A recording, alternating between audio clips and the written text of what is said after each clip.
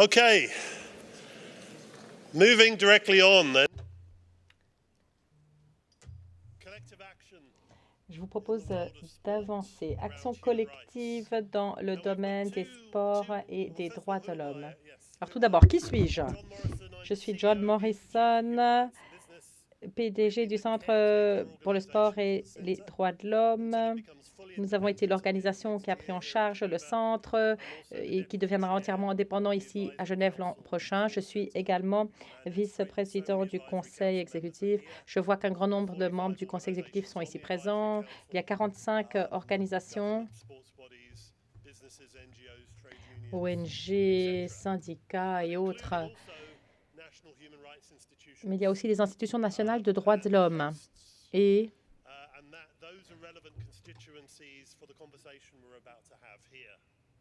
des pays hôtes. Alors, lorsque je regarde autour de moi, je vois le monde des sports, je vois le monde des droits de l'homme. Ces deux mondes ont beaucoup en commun. Ils sont tous deux internationaux, universels, tous deux affirment être inclusifs et n'exclure personne. Tous deux valorisent leur indépendance. Le gouvernement joue un rôle essentiel pour fixer les règles et pour mettre en œuvre les lois. Mais l'autonomie du sport est aussi partiellement une lutte contre la politisation des sports. Les organisations des droits de l'homme se tournent vers les gouvernements pour faire respecter les lois, tout comme les fédérations et les associations sportives. Mais les droits de l'homme ne doivent pas non plus être utilisés à des fins politiques.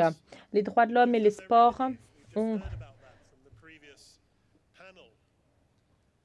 tous deux l'objet de possibilités de recours, comme nous l'avons entendu tout à l'heure. Mais nous avons aussi entendu que parfois l'ampleur de ces recours est limitée. Les deux mondes sont convaincus que lorsqu'il y a un préjudice, il doit y avoir un recours. Le fair play en quelque sorte. Alors, quel est le problème? Pourquoi ces deux mondes ne se connaissent-ils pas déjà intimement? Pourquoi n'êtes-vous pas les meilleurs amis du monde? C'est un peu étrange, n'est-ce pas? Il y a beaucoup de raisons pour lesquelles ces deux mondes sont séparés. Depuis tant d'années, la mission de Mary Harvey et de son équipe du centre vise à renforcer les ponts entre ces deux mondes. Notre panel n'est pas ici pour parler des différences, mais pour parler des points communs et de la manière dont l'on peut jeter ces ponts et mener des actions collectives. Les actions collectives font déjà partie intégrante du travail du centre. Un grand nombre des 45 organisations et gouvernements membres du conseil consultatif ont déjà participé activement sur un certain nombre de cas individuels. Vous l'avez déjà entendu. Aujourd'hui et demain, nous en parlerons encore plus avant. Mais il y a aussi des questions différentes qui touchent les deux domaines. Oui, il s'agit de recours, mais pas uniquement. Les actions collectives concernent aussi la prévention, le devoir de diligence, le renforcement des capacités, la sensibilisation et tout cela constitue une chance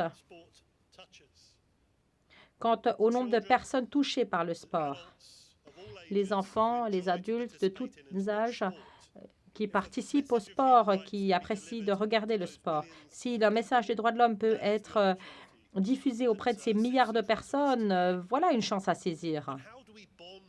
Mais comment faire pour lier ces deux mondes? Pas ici autour du lac de Genève uniquement, mais au niveau local, partout, dans le monde des droits de l'homme et dans le monde des sports. Comment renforcer les capacités? Comment saisir cette chance? Nous avons deux excellents exemples de parties très différentes du monde. Il y a d'une part le monde des droits de l'homme et d'autre part le monde sportif. Le monde des droits de l'homme revêt la forme d'institution nationale de droits de l'homme. Encore un acronyme pour vous, INDH en français. Il y en a 78 dans le monde entier qui ont un statut A, c'est-à-dire qu'ils sont indépendants de leurs gouvernements nationaux. mais aussi reconnus par leurs gouvernements nationaux. Et de l'autre côté, nous avons les organes nationaux sportifs. Nous avons 2 représentants ici aujourd'hui, l'Association des Jeux du Commonwealth d'Irlande du Nord et la Commission du Rwanda, qui est également le Comité olympique national du Rwanda, si je ne m'abuse. Vous êtes ici parce que vous êtes à l'avant-garde, vous êtes les organes sportifs et les INDH qui jettent des ponts au niveau national.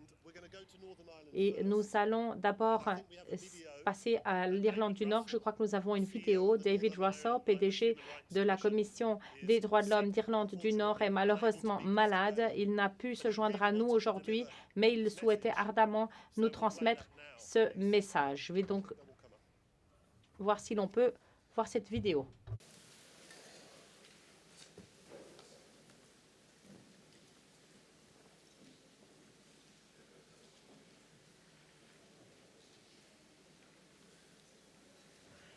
Opportunity to address you at this year's Sporting Chance Forum, and I apologise for not being able to join you in person for what has become an important annual event. To help frame this session, I've been asked to say a little about my organisation. Les interprètes s'excusent, mais le son de la vidéo ne se prête pas à l'interprétation. To support sports bodies that engage with human rights. After that, I'm going to pass to Conal Heatley, who is with you in person, and Conal will have more to say from the perspective of the sports governing body and as the newly appointed chair of the Northern Ireland Sports and Human Rights Forum. And usefully from this perspective, Conal will also be able to let you know what you can expect if and hopefully when you engage with an organisation like mine to support your work. We're a national human rights institution. We're one of more than 150 such bodies established by the members of the United Nations. In some countries we're known as commissions, in others ombudsmen's offices or public defenders. But whatever we're named and wherever we exist, the role is the same: to be at the centre of the promotion and protection of human rights. We are the cornerstones of the realisation of human rights in domestic laws, policies and practices. We are the designated guardians of human rights in our respective jurisdictions, with duties to provide advice to government, to inform and educate wider society, and with the power to conduct investigations, inquiries and take legal actions when necessary. For human rights to have real and lasting impact in sport requires, therefore, that national human rights institutions as the centres of excellence engage with you and that you engage with us. We must reach out to each other if this project on sport and human rights is to realise its full potential. The truth is, many people, when considering the subject of sport and referring to human rights, do so in broad terms. And this is probably understandable. Concepts like fairness, non-discrimination, ethical trading, decent working conditions. You don't need to be a human rights lawyer to know what human rights are. I hear that so often. When you see their presence, you know that they're there. When they're taken away or violated, you know. But a word of warning. In the contemporary age, when populist sentiments around the world brushes aside facts far too often, we must guard against the dangers of simplification in many areas of life. And the risk of not doing so when we're concerned with human rights is to do a disservice to human rights, or worse still, to misrepresent them or reduce them to populism. When we talk of respecting, protecting and fulfilling human rights, what we are actually referring to is the rule of law in the first instance. Internationally binding legal treaties and domestic instruments that already exist and for which sports bodies already have a responsibility. So, what we need to do, therefore, is create safe spaces where the expertise of national human rights institutions can meet with sports bodies, and together we can have frank, honest conversations that assist you to do your job, the good work you're already doing, but also assist you to do it better. Conal's going to say more about our experience of doing just this in Northern Ireland, and hopefully it will set you thinking about how such an approach might work for you. Here in Belfast, with the Commonwealth Games Association very much to the forefront of our work, we have created a safe space, a sports and human rights forum, that now has the membership which includes all of our main sports bodies at a governance level, and we're starting to drill down into local clubs. Our first task as a forum was to develop a declaration on sport and human rights. And hopefully Conal's going to share this with you. The declaration is 10 simple commitments made by our members, grounded in human rights law, but it represents a common language that we all understand. It contains nothing new, but it's the foundation upon which we are building a single voice in Northern Ireland and a common understanding of what everyone must do in order to make human rights real in sport. The declaration is in essence our plan. It's a programme of work. We're systematically working our way through each of the 10 principles, one by one, agreeing what they must mean in practice in order to realise human rights here. The sports bodies are assisting each other to do this. They're sharing good practice, they're challenging each other to step up to the mark, and they're helping one another to work through their difficulties. All of this is being done with the assistance of us as the National Human Rights Institution, acting as the Secretariat and giving the forum an additional sense of authority and legitimacy. Conal, as I said, is very well placed as the chair to give you more information about this. And with that, I'm going to hand over to Conal to provide the detail. Thank you very much. Thank you, David. So it felt like he was with us. Is the microphone on? Is that on? Yeah, okay. So, Conal, you're the other side of the equation. Alors, vous êtes de l'autre côté de cette équation. Alors, de toute évidence, tout s'est bien passé puisque David a expliqué le partenariat. Mais pourriez-vous nous dire en vos propres mots comment tout cela s'est passé, quand tout cela a commencé et pourquoi ça n'a pas commencé plus tôt? Alors, le monde des droits de l'homme et le monde du sport existent de longue date. Il serait intéressant de savoir comment vous avez appris à vous connaître, pourquoi et pourquoi vous ne vous connaissiez-vous pas déjà il y a 10 ou 20 ans. Alors, je crois que l'Irlande du Nord a un passé riche en la matière. Nous avons eu beaucoup de problèmes en matière de droit en Irlande du Nord, mais nous sommes une petite organisation sportive. Nous représentons le mouvement sportif du Commonwealth en Irlande du Nord. Nous représentons un peu plus de 20 fédérations membres, fédération de la natation, des athlètes qui font partie de nos membres. Et je dois dire simplement, ce n'était pas sur notre radar, pour ainsi dire, ce n'était pas dans notre champ de vision. Il y a quelques années, nous avons organisé les Jeux des jeunes du Commonwealth et l'on nous a accordé des droits d'accueil pour ces Jeux. Donc, c'était vraiment une grande occasion pour notre communauté sportive. Malheureusement, en raison de problèmes au sein du gouvernement, puisque nous sommes restés 1000 jours sans gouvernement en Irlande du Nord, ces Jeux ont été perdus. Mais nous y avions réfléchi à ces Jeux. Et il est vrai que David nous a contactés, nous a appelés pour dire, bon, nous sommes votre institution locale des droits de l'homme. Je crois que vous avez remporté des droits d'accueil pour une compétition de jeunes. Est-ce que nous pouvons travailler ensemble? Alors, nous nous sommes réunis, nous avons pris un café et c'était le début de tout. Et soudain, dans le cadre de nos plans autour de ces Jeux, nous avons accepté que nous aurions un champion en matière de droits de l'homme qui siégerait au sein du comité d'organisation des Jeux. Donc, cela devait être quelqu'un de notre institution nationale des droits de l'homme qui examinerait tous les aspects droits de l'enfant, dans le domaine d'achat, logement, tout ce qui est lié à l'accueil d'une telle compétition. Donc, c'est comme ça que tout a commencé.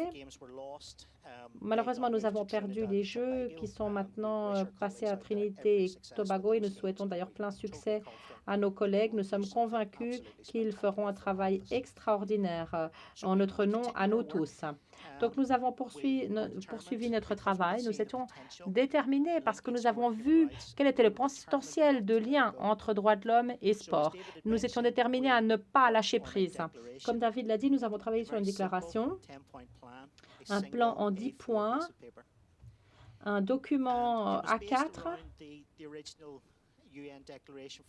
fondé sur la Déclaration des droits de l'homme.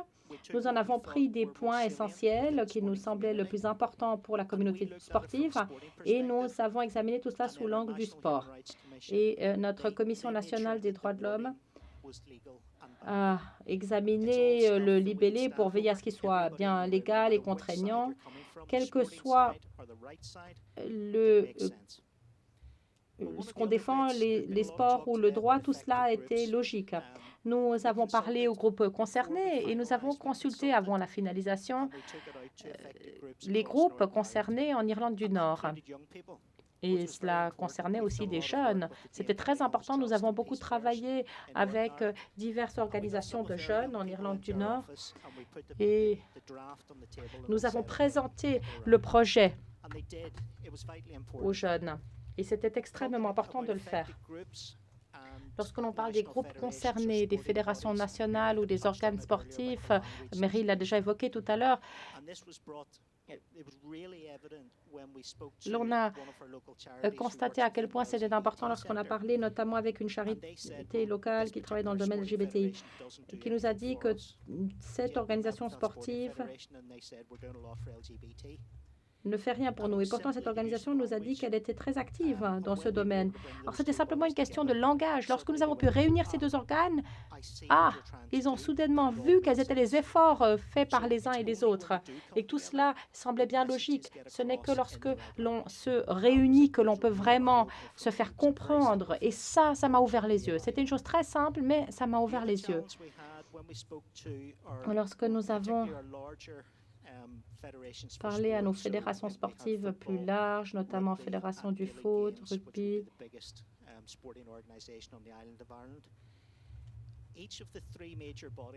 Ces trois organes principaux étaient confrontés à des problèmes de droits de l'homme, notamment autour de la construction du nouveau stade, abus de langage contre un arbitre, ensuite racisme. Donc, nous avons présenté la déclaration, mais il est vrai que au départ, les réactions étaient un petit peu hésitantes. On voyait une hésitation. Ils pensaient que cette déclaration allait servir à les condamner. Et je crois que c'est Minky qui a dit tout à l'heure que parfois, on ne peut pas tout faire parfait, mais au moins améliorer la situation. Et c'est ce que nous avons repris à notre compte dans vos prises de décision. Et regardez la déclaration, mettez-la sur votre mur. Et si vous prenez des décisions, jetez simplement un coup d'œil sur cette déclaration. Et ça vous permet de prendre une bonne décision. Eh bien, la déclaration a déjà fait son effet.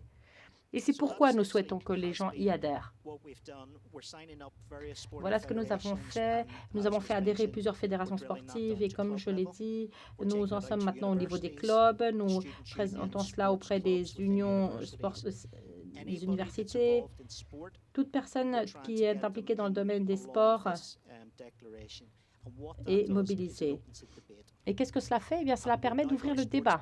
Et nous avons maintenant des personnes travaillant dans le domaine du sport qui ont conscience maintenant de ce lien, alors qu'il y a 2 ou 3 ans, ils n'avaient pas connaissance de ce lien. Donc, c'est déjà un résultat. Je trouve qu'il est très important pour toute personne dans la salle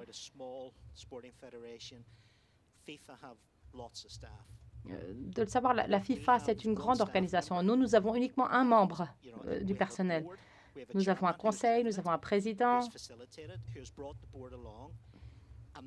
qui a encouragé le conseil. Donc, tout est question de leadership. Quelle que soit la taille de votre fédération, il faut une personne qui décide de transmettre un message. En ce qui concerne le forum, David l'a déjà mentionné, nous avons réuni dans une même salle des organes sportifs et des droits de l'homme. Et l'objectif était de partager leurs expériences et leurs pratiques. Nous essayons de ne pas gronder. Bon, si quelqu'un fait une erreur, se trompe, il faut le dire, bien sûr, ça va de soi. Mais ce que nous avons vu dans les organes sportifs, c'est de la crainte. Ils ont peur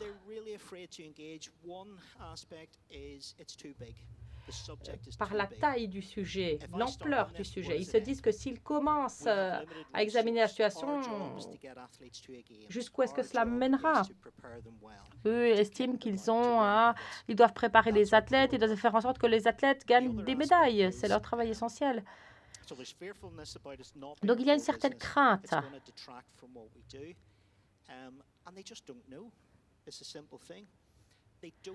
Ils ne savent tout simplement pas, ils ne connaissent pas suffisamment bien le sujet. Et c'est là où l'action collective intervient. Parce que ce que nous disons à nos organes, c'est qu'il n'est pas nécessaire d'être un expert. Il faut avoir conscience du sujet, connaître le sujet et simplement prendre le téléphone et appeler un spécialiste, l'INDH local ou encore... Chez nous, nous travaillons en collaboration étroite avec l'unité de protection de l'enfance et des sports. Il y a de l'expertise ici à Genève, ailleurs. Donc, il faut faire appel à ceux qui savent, à ceux qui sont des experts en la matière. Donc, il s'agit vraiment de jeter les ponts. Nous avons eu le privilège de rendre visite à nos collègues rwandais en septembre.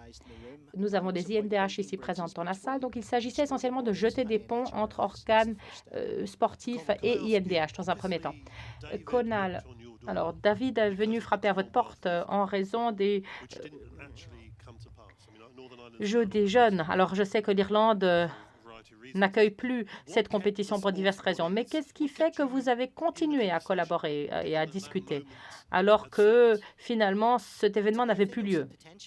Je crois que c'est le potentiel qui se présentait à nous. Quoi que l'on fasse dans nos vies, il est important de garder le dialogue. Alors, si vous voulez construire une terrasse à l'arrière de votre maison, par exemple, eh bien, parfois, cela vous passionne et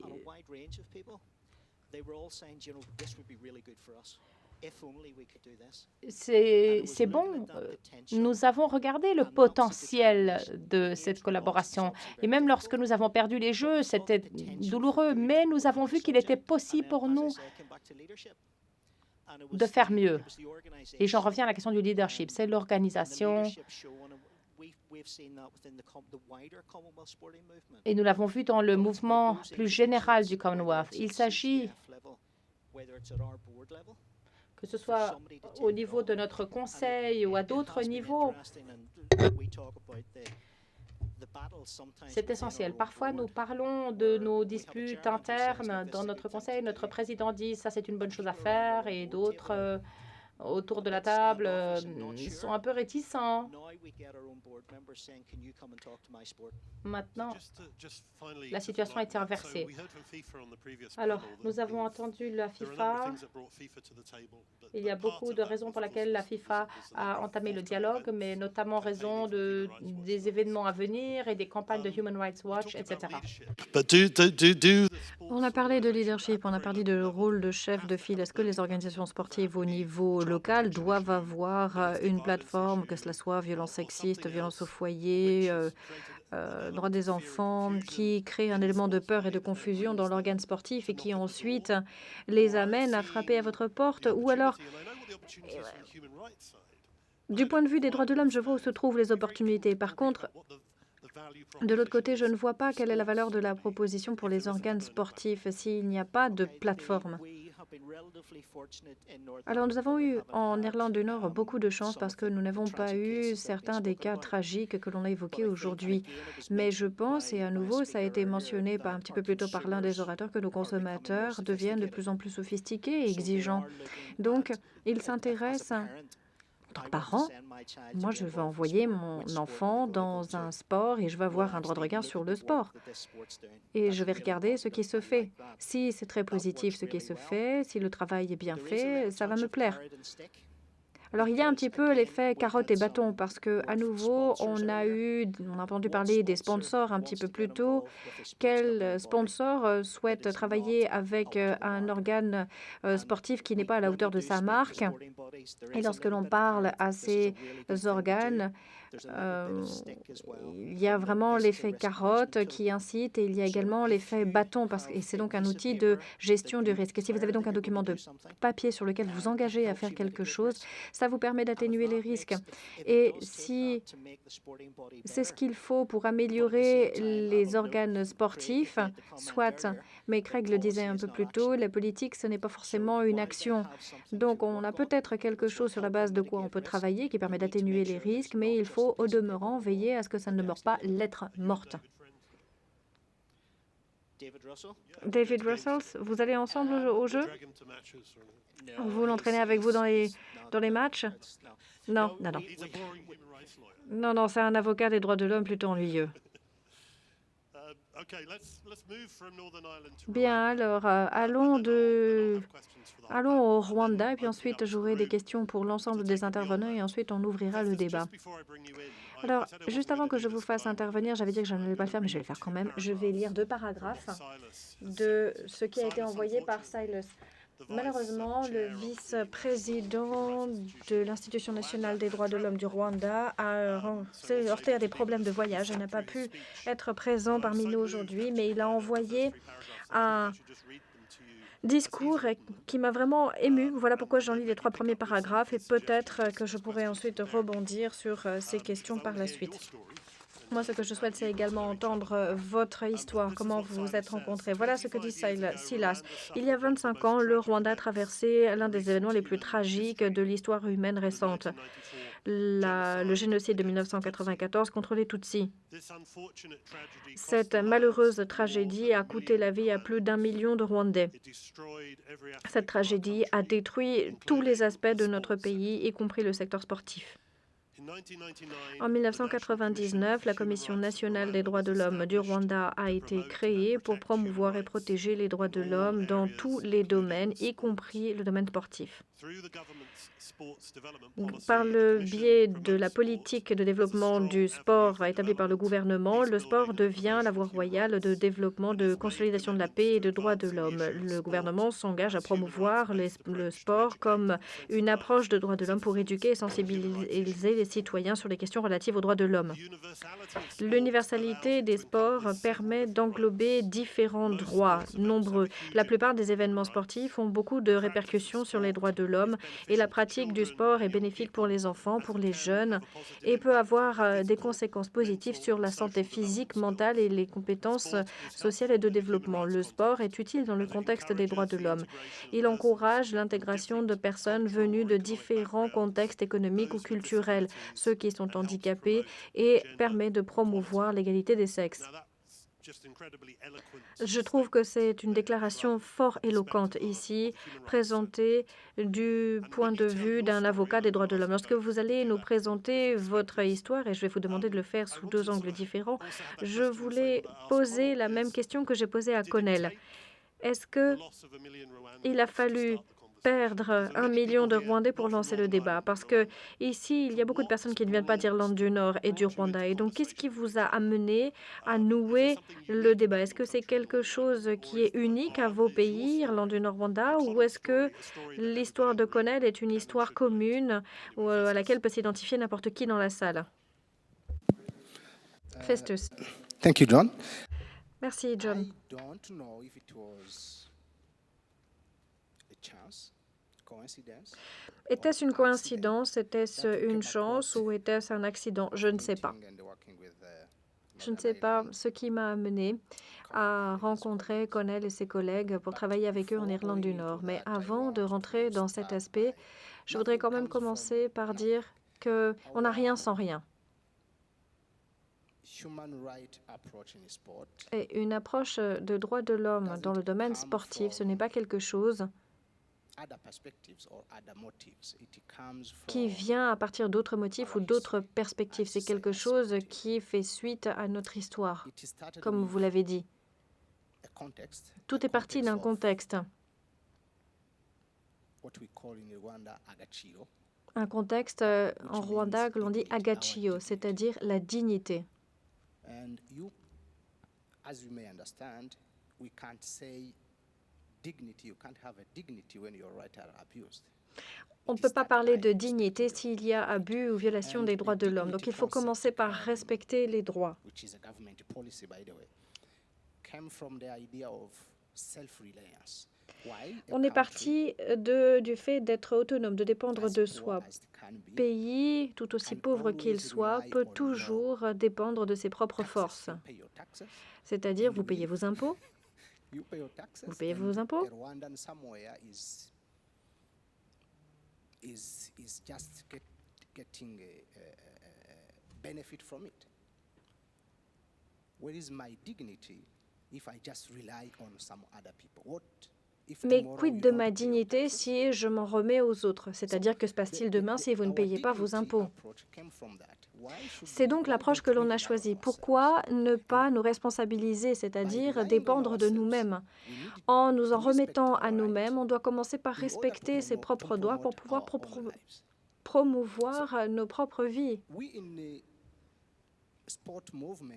Dans le mouvement sportif, nous avons dit que si le gouvernement parle de dignité, quelle est la dignité du mouvement sportif? Est-ce que réellement on respecte les vies, les principes de droits de l'homme de notre mouvement? Et voilà d'où nous sommes partis. Nous avons commencé par nous demander s'il y avait dans nos mouvements des atteintes aux droits de l'homme. On s'est demandé si nous avions de l'exclusion dans nos mouvements. On s'est demandé s'il y avait des abus vis-à-vis des enfants, des abus sexuels. N'avons-nous pas de haine entre les différents individus, que cela soit au niveau des régions ou ailleurs? On a commencé par faire une introspection.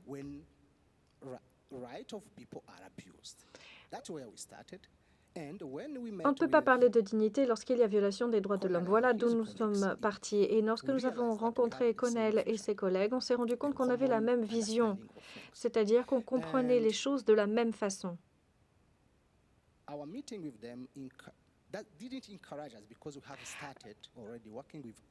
Nous avions déjà commencé à travailler avec différents acteurs, la société civile et au sein du gouvernement, avec différentes ONG, par exemple Transparency Rwanda, qui est un des chapitres de Transparency International. On parlait de reddition de comptes et de transparence dans le domaine sportif, dans le domaine du milieu sportif, a permis de mobiliser les jeunes. Mais on a pu aussi mobiliser certaines institutions du gouvernement, comme par exemple le médiateur, le ministre de la Femme,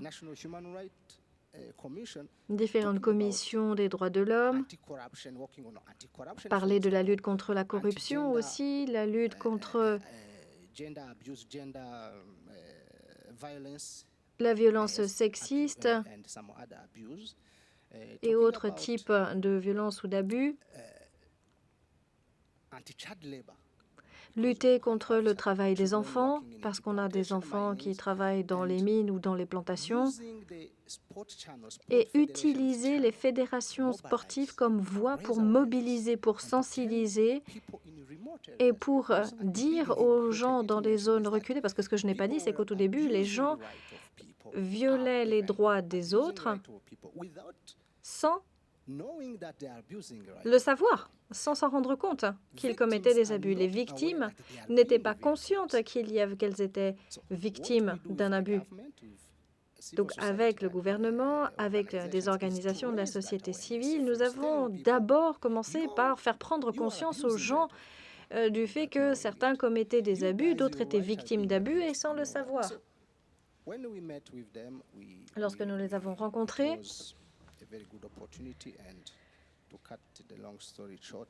Nous avons vu qu'il y avait une chance à saisir It's a privilege and a chance to have et on s'est rendu compte que c'est un privilège working with us. de pouvoir travailler avec Connell et son équipe. I want to come Merci. back to where the Merci. Je vais partnership is revenir going au forward. partenariat et la Mikey, from a youth perspective, direction qu'il prend. is the Mikey, du value point de vue des jeunes, quelle est la valeur? most people that participate in competitive sport, a lot of them are young, right? C'est-à-dire que beaucoup des jeunes qui participent aux compétitions sont des jeunes. Alors, For the human rights, quelle est la grassroots valeur perspective. pour les droits de l'homme au niveau local? Merci. Je vais parler en français. Il faut savoir que la population rwandaise, plus de la moitié de la population rwandaise est jeune. On parle entre 60 et 70% de la population, à partir de 0 jusqu'à 35 ans. Cela montre que durant le génocide, cette population était pour certains, c'était des enfants et d'autres n'étaient pas encore nés.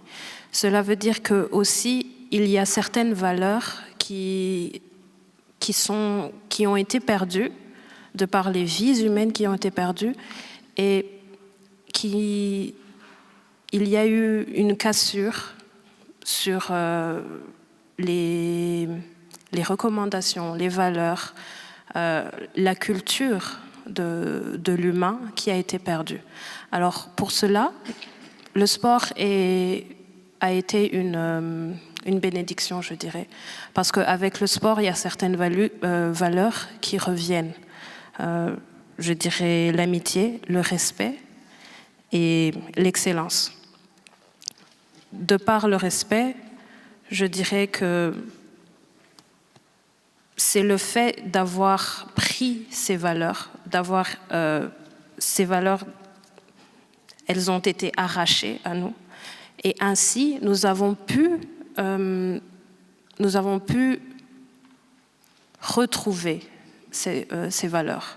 C'est quand tu as perdu quelque chose que tu connais la valeur de cette chose. En Kinyarwanda, on dit donc quand tu as perdu quelque chose, tu ne sais pas, tu connais la valeur de cette chose quand tu l'as perdue. Donc, les droits humains et le sport ont fait ça s'est rencontré, ça a fait une belle connexion pour réapprendre ces valeurs et donner aussi un message de reconstruction et d'espoir pour cette jeunesse. You use the phrase retrouver. I mean, Vous dites retrouver. Donc c'est déjà là. Mais quelque part, ça a été perdu. why do you think it's lost? Pourquoi est-ce que ça a été perdu, à votre avis? Why do we have to Pourquoi devons-nous retrouver la valeur? Comme je l'ai dit, nous étions enfants. Moi, j'avais 4 ans quand le génocide s'est passé. J'ai perdu des oncles, j'ai perdu des tantes. Il y en a qui ont perdu leur mère et leurs parents. Donc, on a dû réapprendre à grandir en tant qu'humain. On a dû réapprendre à avoir des valeurs parce que ceux qui étaient supposés nous donner ces valeurs n'étaient plus là. Donc, comment les apprendre si ce n'est par le sport? Parce que tu dois te dépasser. Tu dois apprendre à respecter ton compatriote, la personne avec qui tu joues, mais aussi ton adversaire. Et après aussi, tu dois savoir dire, bon, j'ai perdu, mais je vais continuer à respecter cette personne. Donc, c'est cette connexion, en fait, qu'il a fallu retrouver. Et c'est par le sport que ça s'est passé. Merci. Do you want to come in? Yeah. Just to compliment her, it's Je rebondis pour your question compléter. of recovering. Votre question couvrait. It's a recovery of our humanity. En fait, il s'agit de retrouver notre soul of humanité, our existence. retrouver l'essence de notre existence, l'âme de notre existence. Have always existed as one people, as human being, as humanity. On a toujours as existé en tant que humanité, peuple, individu. With the genocide and the Mais avec le consequences génocide of the et avec les genocide, conséquences du génocide, On s'est rendu compte qu'on avait perdu notre humanité, on avait perdu notre dignité, on avait perdu notre sens de l'existence. Et c'est après cela, comme elle vient de le dire, que nous avons compris que notre humanité, que notre sens de l'existence était fondamental, était l'essence même de notre vie. Retrouver cette humanité, ce sens de l'humanité, c'est fondamental. Et ensuite, l'ancrer, le garder, le conserver, ne pas le perdre à nouveau. Et là, vous dites que le sport, c'est essentiel. Et en quoi le sport vous aide-t-il à cela? Le sport est important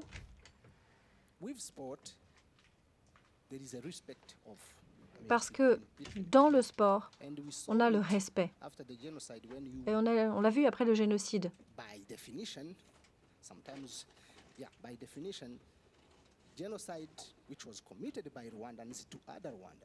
Le génocide, c'était, et d'ailleurs par définition, des Rwandais qui ont assassiné des Rwandais. Deux groupes se sont opposés. Et juste après le génocide, les deux groupes continuent de faire du sport ensemble. Et là, on se dit, on marche sur la tête.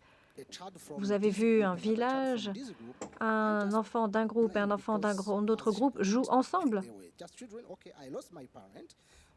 Les enfants ont perdu leurs parents, mais comment sais-je que vos parents ont participé au génocide ou pas?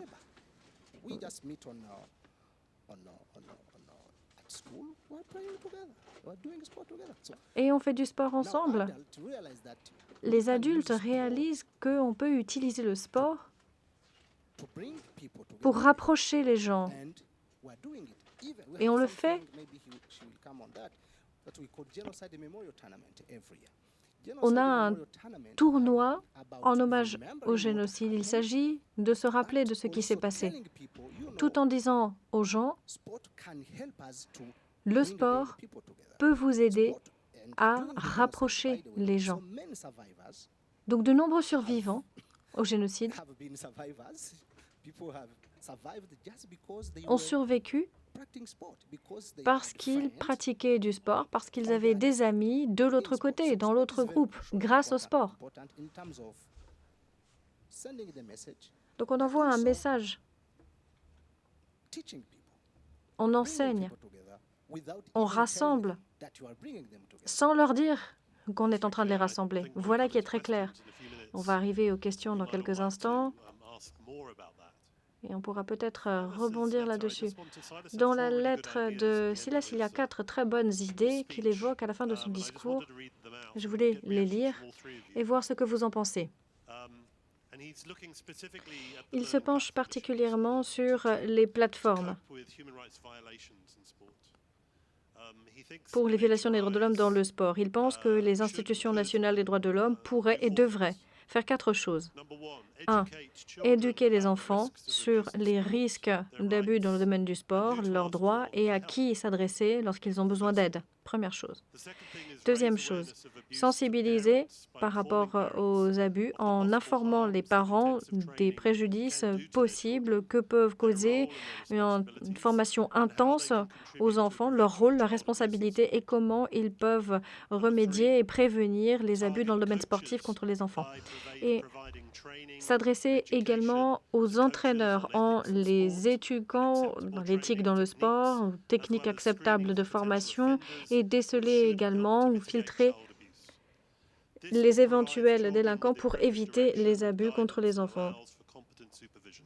Il s'agirait aussi d'avoir une supervision compétente. Et dernière chose, développer des pratiques pour protéger les enfants et les jeunes, développer des politiques relatives à la participation sportive aux compétitions. Ça permettrait de reconnaître et d'établir des priorités et d'ériger en priorité l'enfant et les jeunes. Mais que je me tourne vers vous d'abord. Est-ce que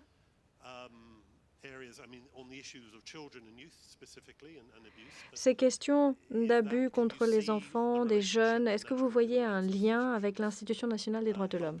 Est-ce que vous pensez qu'il est possible d'aider? Est-ce que le sport reconnaît ces questions? C'est des choses qui sont c'est des problèmes qui sont vraiment récurrents dans le sport, bien évidemment dans le sport rwandais. Et cet organisme des droits de l'homme essaie de délivrer un message, de donner des informations sur ces abus, mais je pense qu'il y a encore beaucoup d'efforts à faire, même s'il y a quelque chose qui a déjà été fait, mais je pense que ce n'est pas que donner des informations ou bien dire ceci, cela n'est pas fait. Je pense qu'il faut aussi spécifier quelle aide est donnée à qui, quelle aide donnée aux enfants, comment leur donner cette information, comment essayer de faire comprendre à l'enfant avec son langage ce qu'il peut faire et ce qu'il ne peut pas faire et comment le faire. Donc, je pense que les droits de l'homme, oui, c'est bien, mais il faut aussi spécifier, get to the target. Let me say that in English. Voilà, fixer ses objectifs et y arriver. Donc oui, c'est cela. Merci. Festus, what do you think about Silas's suggestion? Yeah, Que pensez-vous de la suggestion de Silas? Naike said that the majority of Naike dit que la majorité des Rwandais dans la société rwandaise sont des enfants, des jeunes.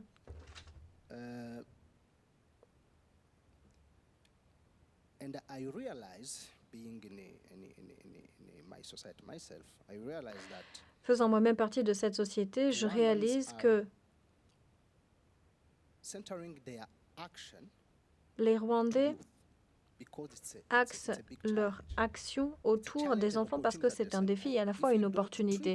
Si vous ne vous occupez pas bien de cette jeunesse, ça peut menacer l'existence même de la société rwandaise à l'avenir. And the National Human Rights Commission Et la Commission nationale des droits de l'homme focusing on a mis l'accent sur les droits des enfants.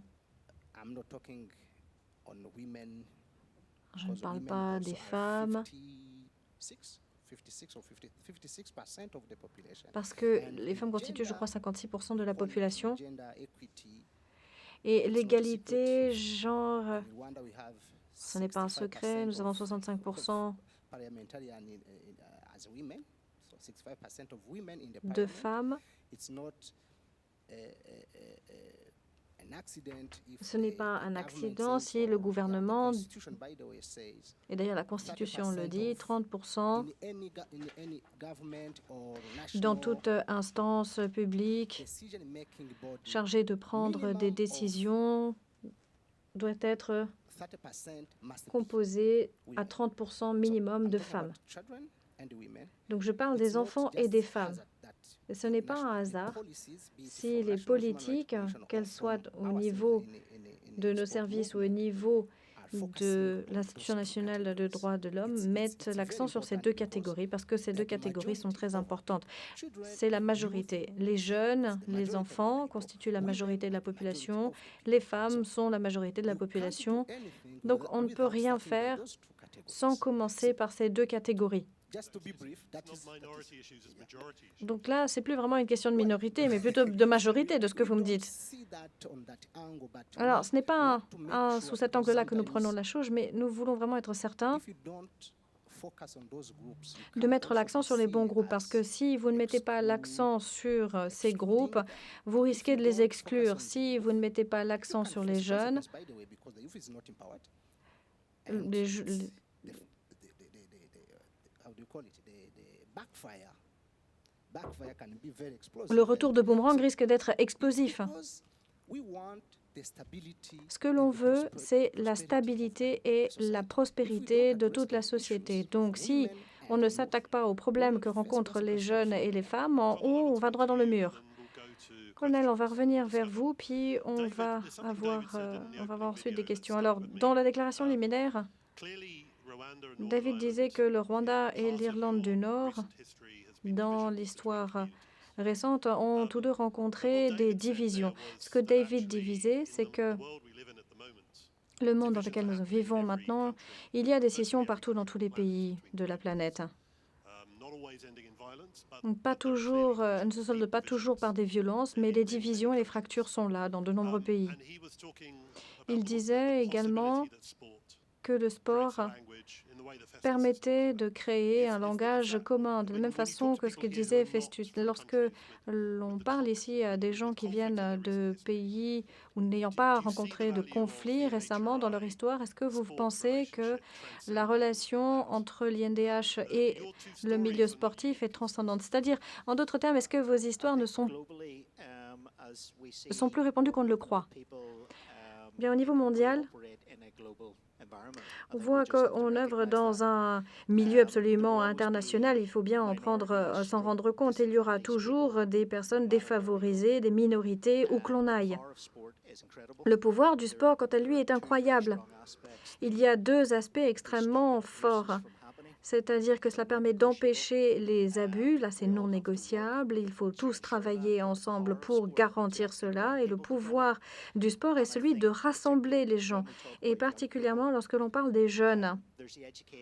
Il y a l'aspect éducation, l'émancipation, l'autonomisation, un enfant qui a confiance, un enfant qui comprend ce qu'on lui explique, qu'un enfant à qui l'on explique les problématiques potentielles, qui fait confiance à un parent, un entraîneur, un leader, c'est celui qui va pouvoir ensuite aller de l'avant. Et il y a ensuite la question de l'émancipation. Je sais qu'on va y revenir demain. C'est une émancipation pour tout le monde, une autonomisation pour les autres. Ça peut être les athlètes, ça peut être les coachs, ça peut être n'importe qui travaille dans le domaine sportif. Comment créer un climat dans lequel n'importe laquelle de ces personnes n'a pas peur de dénoncer les abus potentiels? Nous sensibilisons nos athlètes sur les questions antidopage. Ne pourrait-on pas introduire quelques éléments très simples, des mécanismes indicateurs pour tous ceux qui sont dans le milieu sportif, pour indiquer à quel point les droits de l'homme sont importants? Si vous voyez qu'il y a une violation des droits de l'homme, voici ce que vous pouvez faire. Moi, je pense qu'il y a déjà beaucoup de travail qu'on peut faire. Et les INDH, à mon avis, ont un rôle à jouer là-dessus. Bien, on va prendre les questions de façon groupée. Je vois un monsieur avec un chapeau. Prenez un microphone, présentez-vous votre organisation avant de prendre la parole. Nous allons prendre les questions par groupe et puis ensuite on rendra la parole aux intervenants. Allez-y. Merci. Bonjour. Je suis le commissaire Miramia de la Commission sud-africaine des droits de l'homme.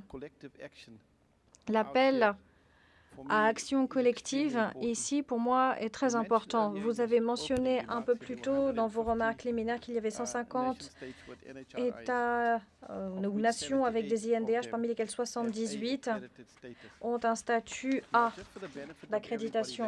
Alors, pour que les choses soient claires pour tout le monde, je vous explique ce que ça veut dire, une accréditation A. Ça veut dire que la Commission nationale des droits de l'homme, qui a été accréditée avec un statut A l'indépendance nécessaire pour agir sans peur de représailles. Elle a des pouvoirs constitutionnels, c'est-à-dire qu'elle peut, lorsque cela est nécessaire, mordre, et elle peut aboyer, et elle a aussi les pouvoirs nécessaires pour les personnes qui n'apparaissent pas devant elle. Le statut de ces institutions ayant été accréditées A, il faut qu'elles peuvent présenter également, ou qu'elles peuvent comparaître devant le Conseil des droits de l'homme et d'autres instances. De nombreux militants des droits de l'homme ici présents, si les gens comprenaient le pouvoir de Human Rights Watch en tant que ONG qui a tant de pouvoir, qui permet de tellement changer la vie des gens, alors adressez-vous à l'Institution nationale des droits de l'homme pour pouvoir relever le défi et aller plus loin encore. Je pense qu'au niveau collectif, Cela permettrait de faire en sorte que les organisations rendent compte des violations des droits de l'homme qui sont commises, mais également promouvoir les droits de l'homme dans chacun des pays respectifs. On ne peut pas autoriser à nouveau que ce qui s'est passé au Rwanda se reproduise. Lorsqu'on est sorti en 1994 d'un passé douloureux, ils se sont lancés dans un voyage douloureux et ils sont ressortis de cette expérience pour nous montrer avec douleur comment le sport peut porter ses fruits et les abus qui en découlent peuvent être protégés grâce au travail et aux bons offices des INDH. Donc l'appel que je vous lance, c'est sur les 150 nations ici présentes. Vous devriez frapper à la porte des INDH. David Russell, son entretien ici était extrêmement puissant et marquant. Je pense qu'on devrait vraiment saisir ces occasions si on veut faire toutes les différences. Vous pouvez aussi aborder toutes ces questions en tant qu'entreprise des droits de l'homme via les principes directeurs des Nations Unies et inclure, rajouter le sport. Thank you, sir. Right. Merci, monsieur. Y a-t-il d'autres questions? Bonjour, je suis Florette Blackwood de la Jamaïque. Je viens du ministère de la Culture, du divertissement et du sport. Je vous remercie. Je remercie les intervenants. J'ai vraiment beaucoup appris et cela m'a donné quelques idées que je vais pouvoir partager avec mes collègues dans mon pays. Dans ses remarques liminaires, le modérateur a fait une déclaration. La gouvernance est essentielle et joue un rôle essentiel pour que l'on renforce les capacités et que l'on garantisse une reddition des comptes. En examinant un grand nombre de fédérations nationales, pas l'association olympique, mais les fédérations sportives nationales, un grand nombre d'entre elles, du moins dans les Caraïbes, sont très informelles. Et très souvent, ce sont des bénévoles qui travaillent pour ces organisations. Les ressources sont très limitées, même les infrastructures matérielles sont très limitées. Dans la dernière session, le COI s'est également exprimé. Alors que nous parlons de rapports, comment veiller à ce que un cadre de gouvernance soit mis en place et à ce qu'il soit possible de faire rapport en vue de renforcer les capacités nécessaires en l'absence de ressources suffisantes. Dans certains cas, ces groupements informels se cachent également derrière le fait qu'ils sont des ONG et que par conséquent, il ne devrait pas y avoir d'ingérence gouvernementale. Comment pouvons-nous dépasser ces obstacles? Alors, il y a les cadres politiques. Est-ce que le COI, par exemple, est-ce que le COI fait un audit de ces associations nationales olympiques pour être sûr que ces associations travaillent bien avec leurs membres et en vue de mettre en place ces systèmes de gouvernance? Merci. Merci. Je vais encore prendre une ou deux questions avant de passer aux réponses. Alors, la question qui vous a été posée est si vous êtes audité. Alors, c'est une bonne question. Qui fait l'audit des organismes sportifs? D'autres questions? Une jeune. Oui, je voudrais simplement réaffirmer que nous avons fait un sondage sur les jeunes en ligne.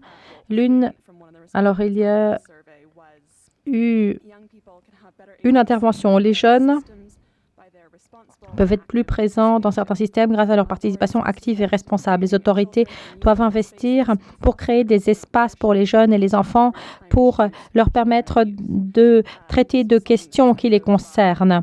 Et plusieurs autres répondants on dit la même chose. Il doit y avoir une représentation des jeunes, que ce soit par les comités de jeunes ou à titre individuel, ou en travaillant directement avec les organisations engagées dans le sport. Donc, ce n'est pas vraiment une question, mais la question qui se pose est peut-être de savoir dans quelle mesure les participants sont d'accord sur l'importance de la création de ces espaces et comment les jeunes peuvent-ils non seulement être mobilisés, mais aussi directement impliqués dans ce processus.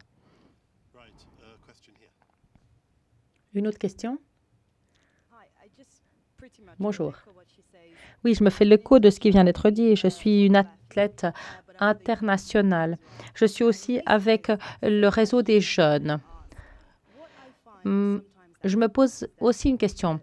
Ce qui arrive parfois, c'est qu'un tort a été commis, puis on essaie de le rectifier. Mais je trouve que, en fait, les athlètes veulent juste pouvoir faire leur travail. Il faudrait vraiment un ensemble de règles très simples. Voilà votre contrat, voilà les règles à suivre. Puis, une fois que ces règles sont brisées, là, on applique l'aspect droit de l'homme. Mais parfois, ces règles ne sont même pas fixées parce que pendant longtemps, on a travaillé de manière informelle. Encore une fois, alors il y a la question de savoir ce qui est culturel, ce qui est un droit, être une femme. Donc, parfois, je me demande si on ne pourrait pas avoir ces discussions en amont pour éviter ces torts. Alors, moi, je peux vous dire très exactement ce qui est nécessaire pour nous, les athlètes. Et cela pourrait vraiment nous faciliter la tâche plutôt que de devoir toujours réagir après coup. Merci. Alors, Conal?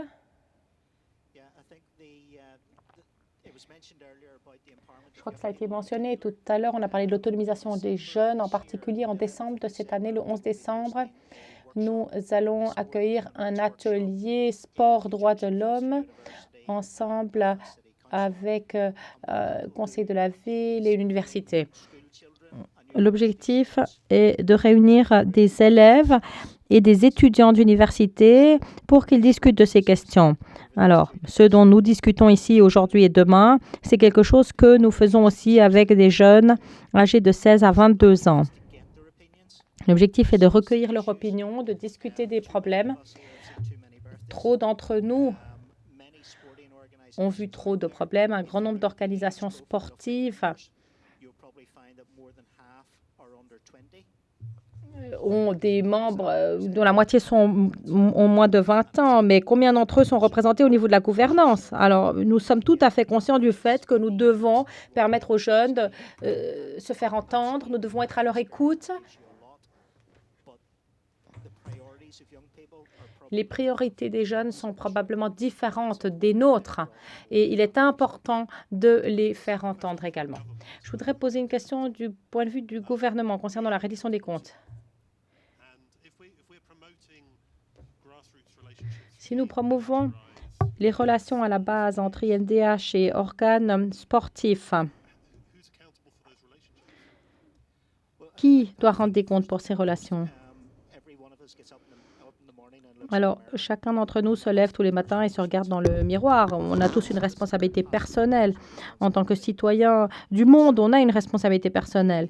Mais l'INDH de chaque pays propose le cadre juridique. En cas de discrimination, un grand nombre de pays ont des lois très claires sur la discrimination. La différence, c'est que ces lois sont violées et il nous faut quelqu'un pour garantir la mise en œuvre. Et c'est peut-être la relation essentielle entre l'INDH et les organes sportifs. Mais cela a été mentionné, ne voulons pas voir des violations de la loi. Nous voulons agir en amont, donc on doit agir au niveau de l'éducation.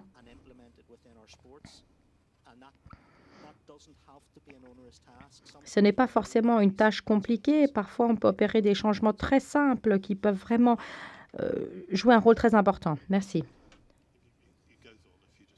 Je voudrais réagir sur ce que Alison a dit.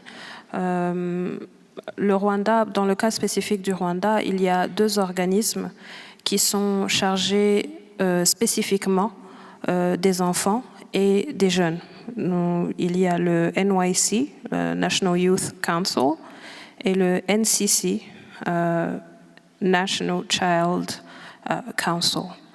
C'est vraiment des organismes qui sont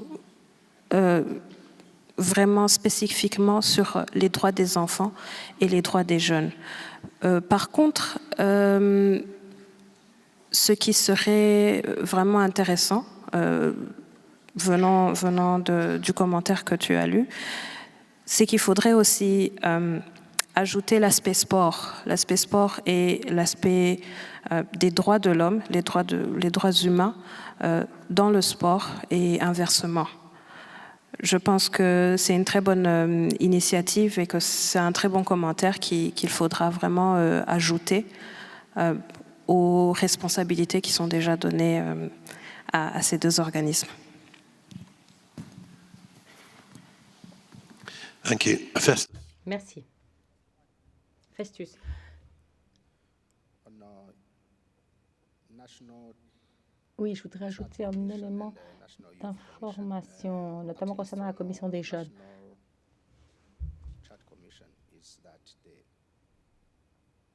La Commission nationale des enfants est comme suit. La composante droits de l'homme est inclue. Ce n'est peut-être pas précisément les droits de l'homme dans le sport, mais lorsqu'on parle du travail des enfants, eh bien, je peux vous dire que moi, j'étais un reporter, un journaliste en matière de droits de l'homme pour une autre organisation auparavant. Et je sais ce qui se passe, notamment s'agissant du travail des enfants, de l'abus des enfants et de la protection des enfants. Ces trois éléments, ces trois composantes font partie intégrante de la responsabilité et du mandat de la Commission nationale des enfants.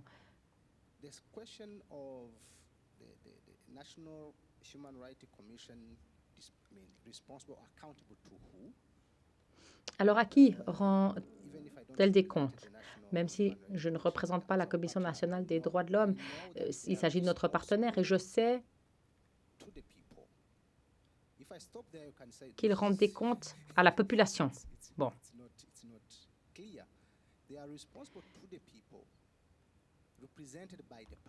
On doit rendre des comptes à la population représentée par le Parlement. Donc, on rend des comptes directement au Parlement. Mais qu'en est-il de vous? Qu'en est-il du Comité national olympique? Le comité ne doit pas rendre des comptes sur le plan légal. Le sport, les organisations sportives rendent des comptes aux organisations internationales telles que le COI ou d'autres, le CIO ou d'autres fédérations.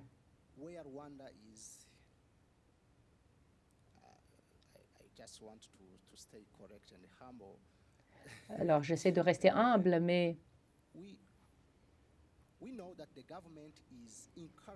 nous savons que le gouvernement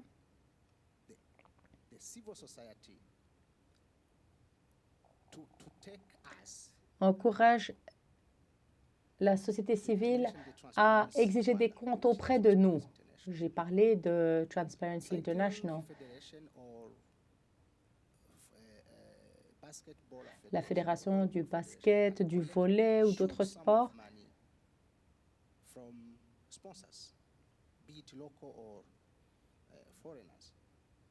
peut obtenir des fonds, des sponsors locaux ou internationaux. Et parfois, l'on dit, je vais être transparent et rendre des comptes par rapport aux fonds que je reçois du gouvernement. D'ailleurs, je voudrais vous dire que le gouvernement du Rwanda est le principal sponsor du sport dans le pays parce que le secteur privé est encore limité.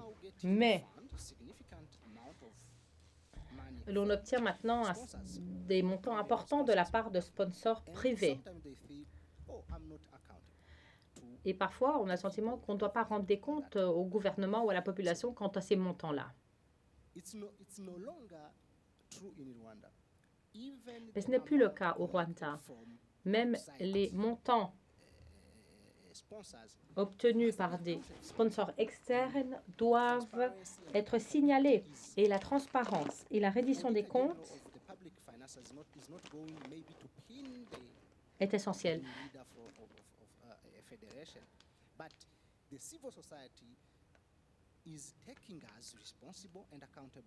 C'est la société civile qui exige des comptes de notre part. Et c'est quelque chose d'assez récent au Rwanda qui nous tient à cœur. Très bien. Donc là, les INDH et les comités olympiques ont cela en commun, la nécessité d'être transparent et de rendre des comptes. Y a-t-il d'autres questions? Là, des INDH. There was a question Oui, from oui, une question a été athlete. I'm sorry. posée Um, de la part d'une athlète. once again, from the Rwanda perspective, when we talk about, I think that the situation is similar. It's like in all African countries. Je crois que la situation est semblable dans tous les pays Sport is africains. not yet professional or professionalized as we wished it to be. And Le sometimes sport n'est pas encore aussi professionnel que nous le souhaiterions. Et parfois, les droits des athlètes sont violés et les athlètes ne s'en rendent pas forcément compte. Ou alors, ils se rendent compte et s'adressent à nous.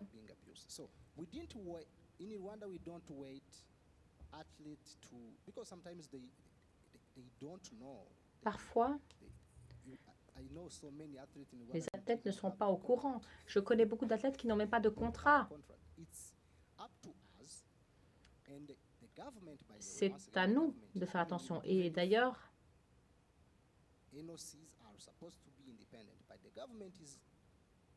les comités olympiques nationaux sont censés être indépendants, mais le gouvernement, le ministère des Sports, parfois nous demande ce que nous faisons pour veiller à ce que les droits des athlètes ne soient pas violés. Que faisons-nous pour garantir la sécurité sociale des athlètes, par exemple?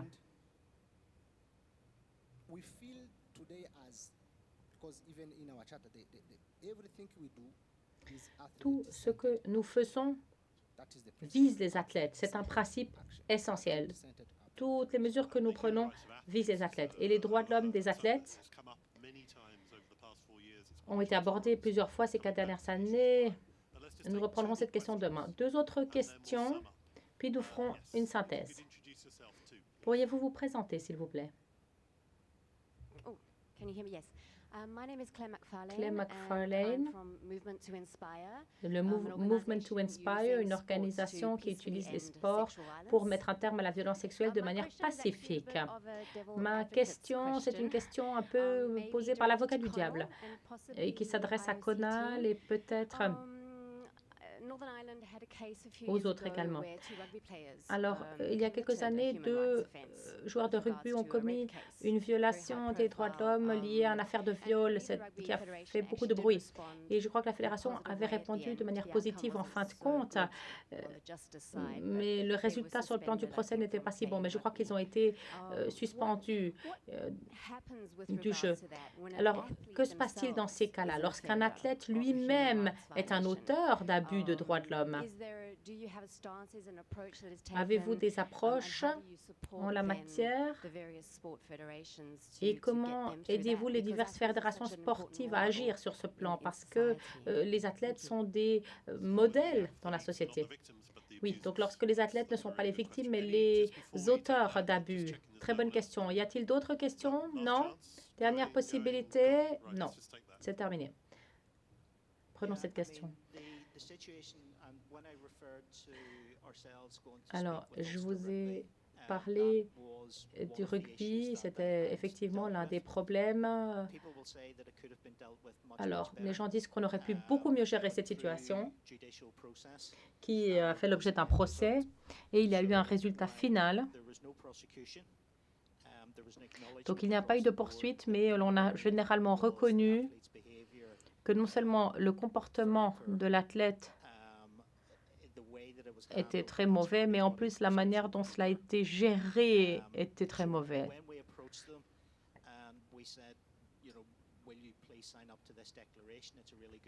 Donc nous leur avons demandé d'adhérer à cette déclaration et c'est l'une des raisons pour lesquelles ils étaient particulièrement nerveux. En effet, ils ont pensé que si un organe sportif adhère à cette déclaration et qu'on va ensuite l'utiliser pour les taper avec, eh bien cela leur posait problème. Eh bien, en réalité, c'est devenu une question disciplinaire. Mais ils ne l'ont pas du tout bien géré et ils l'ont reconnu. Ils ont eu un changement de personnel et ils sont passés à autre chose.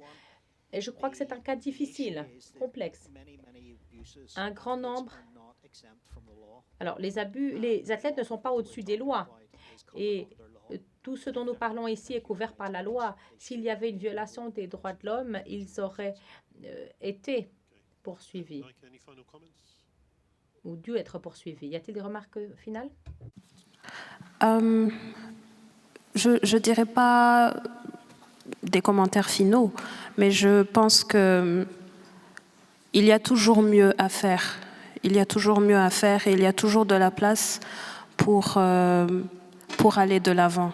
Ce n'est pas des choses qui sont statiques, c'est des choses qui bougent.